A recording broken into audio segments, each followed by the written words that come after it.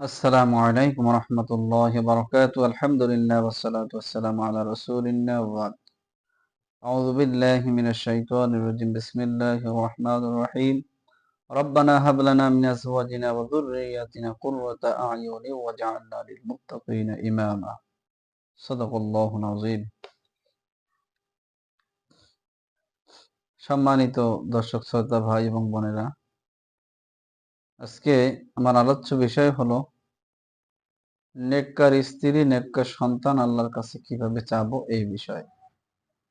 জীবনে চলার পথে নেককার স্ত্রী কতটা গুরুত্বপূর্ণ, আর নেককার স্ত্রীর মাধ্যমেই নেককার সন্তান আল্লাহ পাক দান করেন। আজকে অসংখ্য মানুষ আছে যারা তাদের দাম্পত্য জীবনেই মারামারি, ঝগড়াঝাটি, কলহ লেগেই থাকে। স্বামী স্ত্রীকে মানে না, স্ত্রী স্বামীকে মানে না, শ্বশুর শাশুড়িকে মানে না, খেদমত করে না। কত অসংখ্য রকমের সমস্যা সমাজে বিরাজমান। আল্লাহ রাসূল সাল্লাল্লাহু আলাইহি ওয়াসাল্লাম বলেছেন, আদ-দুনিয়া কুল্লুহা মাতা ওয়া খায়রু মাতা'আদ দুনিয়া আল ইমরাতুস সালিহা। দুনিয়ার সম্পদ হচ্ছে, দুনিয়ার সবকিছুই পৃথিবীর ক্ষণস্থায়ী তুচ্ছ সম্পদ।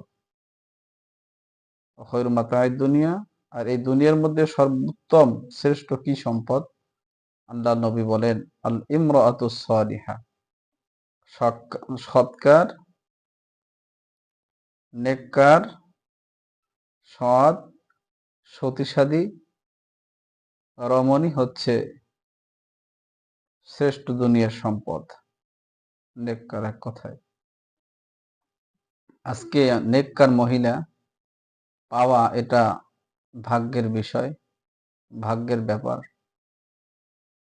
তো এই নেককার স্ত্রী লাভের জন্য আপনাকে দোয়া করতে হবে আল্লাহর কাছে, আল্লাহর কাছে চাইতে হবে, ভালো কিছু চাইতে হবে আল্লাহর কাছে। খারাপ করে ভালো কিছু চাওয়ার আশা করা যায় না। আমরা ৫ ওয়াক্ত নামাজের পরে যে কোনো সময়, নামাজ ছাড়াও আমরা এই দোয়াটা পড়তে পারি, রব্বানা হাব লানা মিন আজওয়াজিনা রব্বানা হাব লানা মিন আজওয়াজিনা ওয়া যুররিয়্যাতিনা। আয় আল্লাহ তাআলা, আমাকে নেককার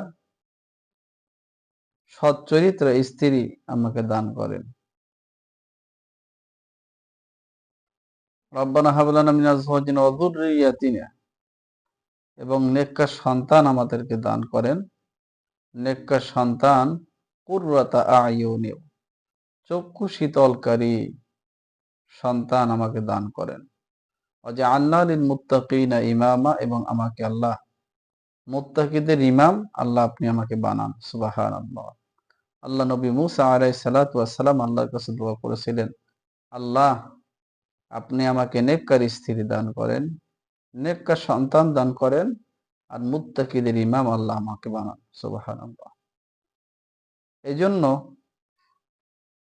আল্লাহ তাআলার কাছে আমাকে চাইতে হবে দোয়ার মাধ্যমে, আল্লাহ তুমি আমাকে এমন জীবন সঙ্গী দিবে, আল্লাহ যেন মৃত্যুর পরেও আখিরাতেও আমি যেন তাকে পাই, সে যেন আল্লাহওয়ালা দিনদার হয়।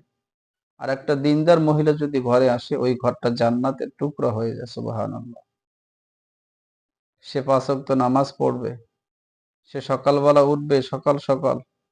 আজকে মা বোনেরা ওঠে ৮টার সময়, ৮টা ৯টা বাজে ঘুম থেকে ওঠে। শ্বশুর শাশুড়ি মুরব্বীরা তারা কষ্ট পায়, ছেলে মেয়েদের ঠিক মতো স্কুলে মাদ্রাসায় নিয়ে যাওয়া হয় না। সব সমস্যা আজ বর্তমানে এখন চলতেছে। তো যে মহিলা, যে মা, যে বোন সকাল সকাল উঠবে, নামাজ পড়বে, ফজরের সালাত আদায় করবে, ৫ ওয়াক্ত সালাত, তিনি নামাজের পরেই সন্তানদেরকে ডেকে দিবেন, তাদেরকে নিয়ে নামাজ পড়বেন, সকালে নাস্তা করবেন। সকালটা হবে, প্রত্যেকটা দিন হবে এক একটা জান্নাতি দিনের মতো। রুটিন থাকবে, কিন্তু আমরা খুঁজি সৌন্দর্য, লাবণ্য, টাকা পয়সা, ধন দৌলত, এইগুলো আমরা চাই। কিন্তু আল্লাহ রসুল বলছে যে তোমরা 4টা জিনিস দেখে বিয়ে করবা। সুন্দর দেখবা, ঠিক আছে, বংশ দেখবা, তারপরে টাকা পয়সা দেখবা, কিন্তু 4 নম্বরে 3টার পরে আরেকটা বলছে যে তোমরা দিনদারিত্ব তোমরা দেখবা। সুবহানাল্লাহ। 3টা যদি না থাকে, একটা যদি থাকে, ওইটার কারণে তুমি বিবাহ করবা। 2টা আছে, সৌন্দর্য আছে, দিনদারিত্ব আছে, টাকা পয়সা নাই, বংশ মর্যাদা নাই, দরকার নাই টাকা পয়সার, বংশ মর্যাদা। আমার স্ত্রী যদি সুন্দর হয়, আমার স্ত্রী যদি নেককার হয়, আমার স্ত্রী যদি আল্লাহ বলা হয়, এটাই আমার জন্য যথেষ্ট। আল্লাহ রাব্বুল আলামিন এই নেককার স্ত্রী, নেককার সন্তান আমাদেরকে দান করেন। এই দোয়া ব্যক্ত করে আজকে বিদায় নিচ্ছি। সকলে সুস্থ থাকুন, সকলকে আল্লাহ পাক সুস্থ রাখুন, ভালো রাখুন, সেই প্রত্যাশা ব্যক্ত করে বিদায় নিচ্ছি। আসসালামু আলাইকুম রহমতুল্লাহি ওয়া বারাকাতুহু।